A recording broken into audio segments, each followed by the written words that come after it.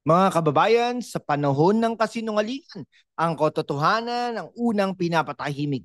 Sa pagsali sa aking YouTube membership, tinutulungan ninyo akong manatiling malaya, walang takot, walang pinapanigan, at handang lumaban para sa bayan. Salamat po Sali na po sa #WalkWithLan YouTube channel membership. At hey, our goal is to reach 100,000 subscribers. Imagine that, a community of truth seekers from Quezon City to Riyadh, from Davao to Dubai, all united against the flood of lies. If you are an OFW in Toronto or Sydney, hit that subscribe button now. Like this video and comment down below. Ano ang tingin mo sa hamon ni Topacio? Share it sa group chats nyo And if you can, send a super thanks. Every peso helps keep this channel afloat, literally, sa gitna ng baha ng korupsyon. Okay eksklusibo ang balita ngayon mga kababayan. Si Attorney Ferdinand Topacio, that controversial lawyer who's no stranger to high-profile cases, hinamon si Bongbong Marcos Jr. o PBBM Presidente as we call him to name names sa mga sangkot sa flood control projects. Bakit hindi mo pinangalanan ng mga kongresista na sangkot sa anomalous flood control budget? Tanong niya with a dash of sarcasm na parang sinasabi, "Are you scared, Mr. President?" This comes right after PBBM's disturbing revelations about the 545 billion pesos flood control budget, where 20%, that's 100 billion folks, went to just 15 contractors, no? Sunwest Construction, St. Timothy, names that ring bells of political connections, di ba? Like Saldico and Diskaya. Bakit ba tayo nababahala? Dahil after typhoons like Karina, Metro Manila turns into a giant swimming pool. Pero ang pera, nawawala sa drain. Let's dive deeper No pun intended. Today, we will break this down intellectually with facts, satire, and a bit of wit to keep you hooked. Para sa mga youth na scrolling sa TikTok at OFWs working overtime in Jeddah or Los Angeles. On one side, PBBM's ordering audits. Good move. On the other, bakit hindi pa name ang politicians? Parang flood control projects na di natapos, full of leaks. Okay magsimula tayo sa basics mga kababayan. Remember Typhoon Karina last year o ang Ondoy memories? Every year, billions poured into flood control. 244 billion pesos in 2024 alone Sabi ni Senate President Chis Escudero, pero bakit pa rin baha? Okay, from July 2022 to May 2025, 545 billion pesos allocated. But Marcos himself said it's disturbing, no? That 15 contractors got the lion's share, no? Legacy Construction, Alpha and Omega at iba pa. No, imagine ikaw si Juan, nakaupo sa rooftop habang umaapaw ang tubig sa Quezon City o Cebu City, thinking, where did my taxes go? Parang yung flood projects designed to control water but ends up controlling our pockets. Gets mo ba? In English, it's like building a dam but forgetting the cement. Pure corruption cement, no? Okay, PBBM launch sumbong sa pangulo.ph for public audits calling for vigilance. That's transparency Credit where due.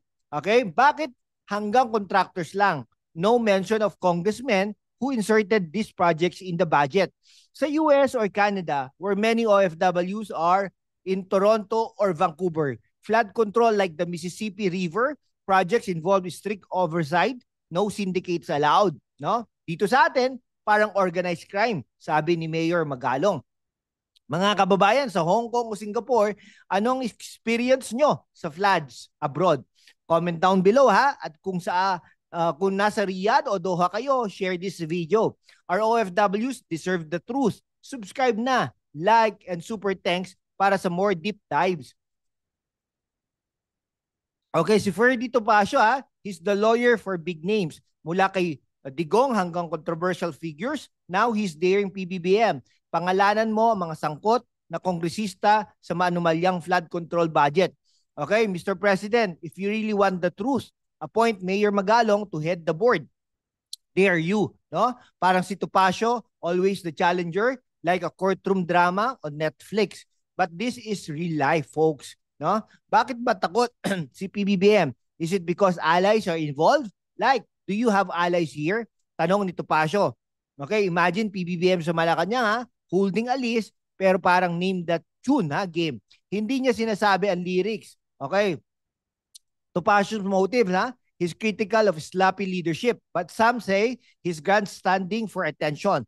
Given his past blasts at PNP or House committees, he suggests using NBI, PNP tools PBBM controls. Bakit hindi ginagamit? No? Under RA 6770, the ombudsman can investigate, but presidential power is key.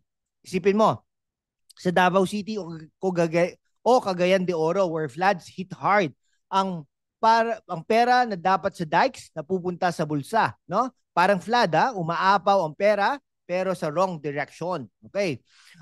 Mga youth sa Makati or Pasig, ano sa tingin niyo? Comment down below. OFWs in London or New York, this affects your remittances. Subscribe, no? Share, super thanks. Let's analyze the projects deeper, mga kaibigan. Okay, in-depth policy breakdown and anomalies. Break it down, no? To 545 billion pesos, 5,500 projects. But Senate says, anong nangyari, no? Sabi ni Escudero. Okay, ito. Okay, SunWest billions, no?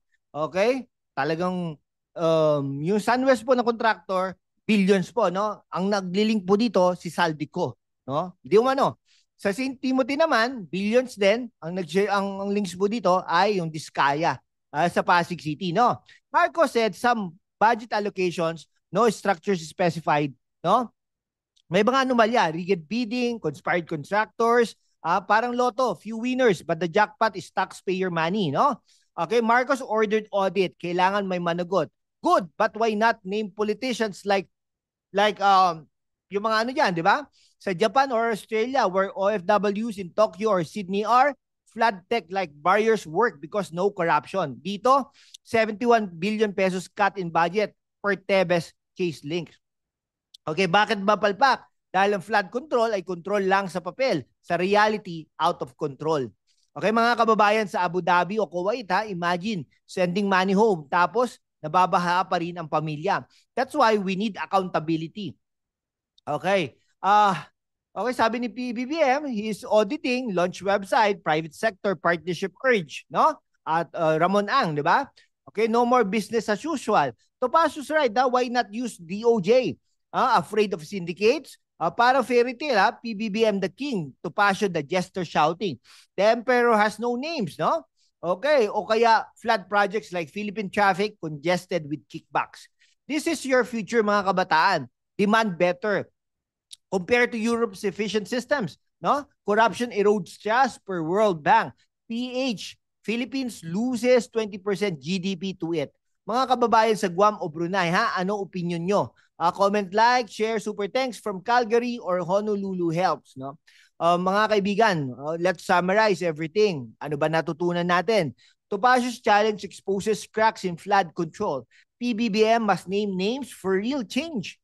He's starting audits, si PBBM, but action needed, no? Pangalanan na yan. In a time of lies, truth floods out.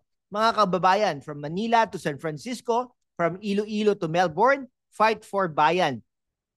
Mga kaibigan, hindi na po ako mahihiya, no? Subscribe for us to hit 100,000 subscribers. Yan po ang goal natin. Sana po ma-atim natin yan hanggang end of 2025. No? Send super thanks naman please. Your support from Qatar or Taiwan keeps us going. Sali sa membership. #WalkWithLan. Salamat. Stay woke. Maraming salamat po guys.